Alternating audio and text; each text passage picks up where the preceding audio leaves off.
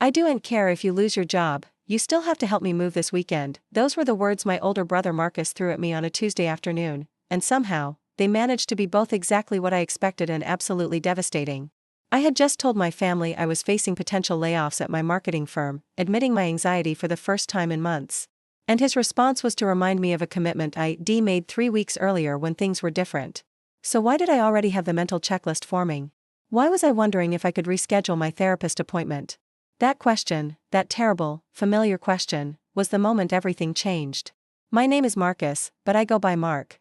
I'm 32 years old, and I've spent roughly 20 years being the emotional infrastructure of my family. Not the breadwinner. Not the advice giver necessarily. Just the person who showed up. The person who could absorb everyone's crisis like I was made of some kind of emotional sponge that never quite reached capacity. And for the longest time, I thought that was love. I thought being needed meant being valued. I was spectacularly wrong. To understand how deep this ran, you need to understand my family dynamic. We're an upper-middle-class family from Portland, Oregon, the kind of family that looks good from the outside. My parents, still married after 41 years, are respected in their community. Dad's a retired orthopedic surgeon, Mom's a former litigation lawyer turned philanthropist. They raised 3 kids to be resilient and independent, which in their vocabulary meant, don't burden others with your problems, handle it yourself, and whatever you do, don't air family drama in public. My older brother Sterling is a venture capitalist in Seattle, brilliant with numbers, terrible with emotions. My sister Paisley is a divorce attorney in Los Angeles, fierce and driven, but her personal life is a carefully curated social media feed that bears no resemblance to reality. And then there's me, Mark, the middle child, the one who somehow became everyone's personal crisis counselor despite having the least impressive job title and the smallest paycheck. It didn't start dramatically. It never does. The first time I remember playing emotional therapist was when Sterling was going through his first divorce, about 7 years ago. He called me late at night, voice breaking, admitting he'd failed, and I listened. For 3 hours, I listened.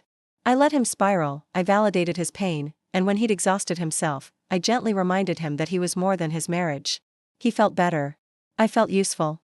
It became routine. Then Paisley started calling. Her firm was competitive, the cases were brutal, she was dating someone who was emotionally unavailable, ironic, given her later career choice, and she needed someone to decompress with. Someone who wouldn't judge. Someone who would understand that being a powerful woman in a male-dominated field sometimes meant you came home and just needed to fall apart. That someone was me. I became her 2 a.m. call, her rant recipient, her emotional reset button. My parents, meanwhile, had their own version of this dynamic.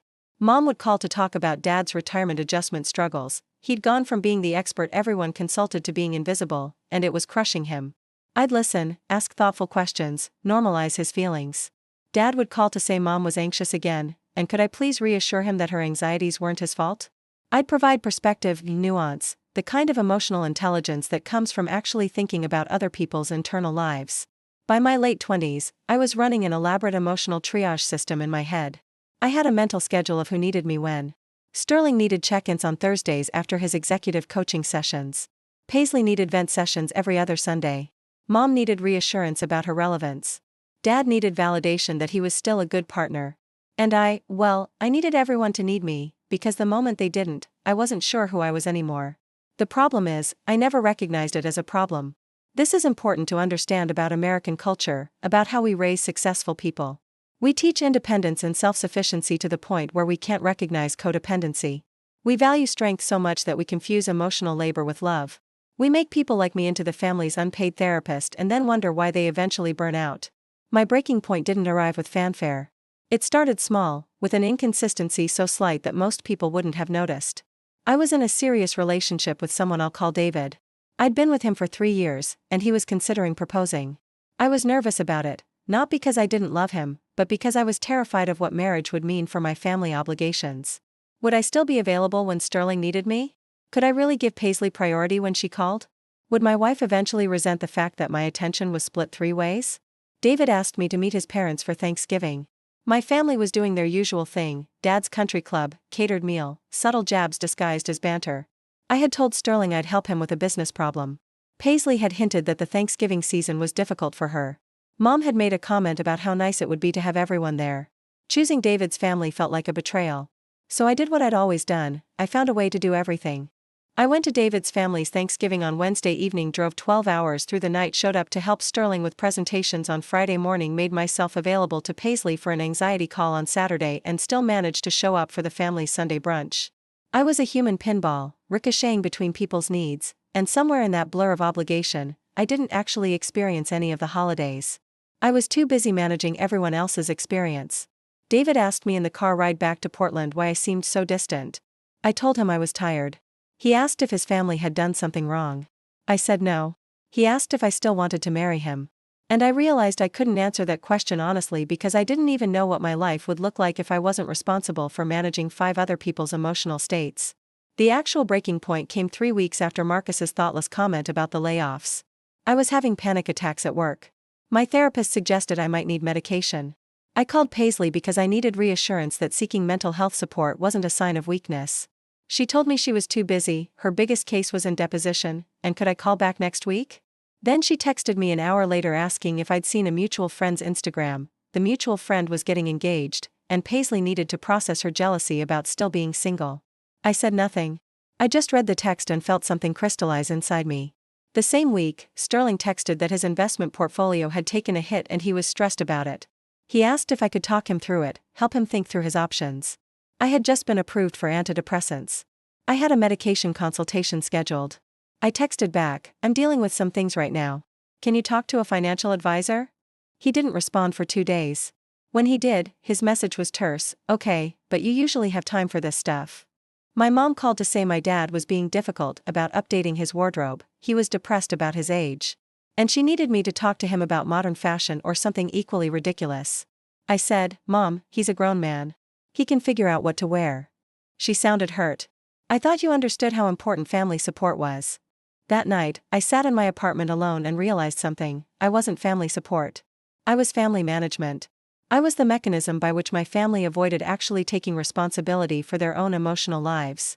And the moment I stopped performing that function, they didn't respond with curiosity or concern about my well-being. They responded with resentment that I'd become unavailable. David proposed a month later. Not because things were perfect, but because he gave me an ultimatum. I could either marry him and set healthy boundaries with my family, or I could spend my life being their emotional custodian. He wasn't interested in being married to someone's second choice. I said yes. And then I did something terrifying. I called a family meeting. Not a text, not a casual conversation in the kitchen during a holiday. I called everyone and scheduled an actual meeting. We did it over Zoom because we live in different states, which somehow felt appropriate. This couldn't be something anyone could turn into performance or drama because everyone would be in their separate boxes. I told them, very calmly, that I'd been carrying their emotional labor for years. That I wasn't resentful about it, but I needed to stop. I told them that I was getting married and that I needed to have a real relationship with my future wife, not just a logistics partnership. I told them that they all had resources I didn't have, money, professional networks, actual therapists in some cases, and that I'd been serving as a substitute for things they could actually pay for. Most importantly, I told them that I loved them, but I wasn't available for daily emotional processing anymore. If they had crises, they could tell me. If something genuinely important happened in their lives, I wanted to know. But the regular venting, the processing, the constant low-level crisis management? That was over. Sterling was silent. Then he said, that seems harsh. Paisley got defensive. She said her life was hard and she needed support. I acknowledged that her life was hard, and then I asked her, if I weren't available, who would she turn to? She got angry. She said that wasn't fair, that this wasn't about me choosing a different obligation, this was about me abandoning my family. She actually said abandoning. As if my decision to have boundaries constituted abandonment. Mom cried. She said she felt rejected.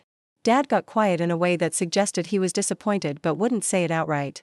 We just worry about you, he said finally, we worry that you not going to take care of yourself if you always focused on us. The irony was so thick you could cut it. What happened after was interesting. For about 3 months, I got periodic texts. Sterling would message about work stuff. Paisley would send links to articles about setting healthy family boundaries, which felt like a passive-aggressive acknowledgement that she understood what I said and resented it. Mom would call, just to check in, which was really code for I want to process something but I'm doing it indirectly now because you ruined direct processing. I didn't respond to the bait. I was kind, but I was firm. When Sterling complained about work, I'd say, that sounds tough. Hope you work through it. When Paisley sent articles, I'd just heart react and move on. When mom called to check in, I'd give her 20 minutes and then gently end the conversation. It was lonely. That's the part nobody tells you about setting boundaries with family. It's lonely. You realize how much of your sense of purpose was wrapped up in being needed. You realize how much of your connection was transactional. And yes, it feels good to finally not be crushed under the weight of everyone else's problems. But it also feels like stepping back and seeing that the relationships you thought were deep were actually built on utility. Eventually, things stabilized. I married David. We had a kid. I have a full, real life now, and I'm present for it in a way I never was before. Sterling reaches out occasionally. We have a real relationship now, not the kind where he calls me at midnight in crisis, but the kind where we text about his kids and ask about each other's lives. There's distance there, and I think some permanent rupture in the foundation, but there's also genuine connection now instead of just obligation. Paisley still struggles with her emotional availability, but she's in therapy now, actual professional therapy, not the informal kind where she used me as her therapist. We see each other maybe twice a year. It's pleasant. It's not particularly deep, but it's honest. My parents have had to confront their own stuff. Dad actually joined a retirement community social group. Mom found a therapist she loves and has really leaned into her philanthropic work. They're developing internal lives that don't depend on me interpreting them for themselves. The truth that I finally understood, the one that took nearly 2 decades to learn, is this: being loved is not the same as being needed. Sometimes people confuse the two because needing someone feels like intensity, like importance, like proof that you matter. But real love isn't built on someone's inability to function without you. Real love is built on choosing each other, not requiring each other. My family didn't respond to my boundaries with instant gratitude and character growth. They responded with resentment and hurt because I'd forced them to actually manage their own emotional lives. But that discomfort was necessary. It was the only way anything real could actually grow between us. I'm not going to pretend I don't still struggle with setting boundaries. I'm not going to claim I've achieved some kind of perfect equilibrium. Sometimes I catch myself volunteering for obligations that don't belong to me, and I have to pause and ask myself, am I doing this because I want to, or because I'm afraid of being seen as selfish? But at least now I'm asking the question. At least now I know the difference between love and utility. And at least now, when I do show up for the people I care about, it's because I actually chose to, not because I was trapped in some elaborate emotional debt I didn't even know I'd accumulated. That's the real inheritance of boundaries, I think, not just the freedom to have your own life, but the possibility of actually having real relationships instead of just necessary ones.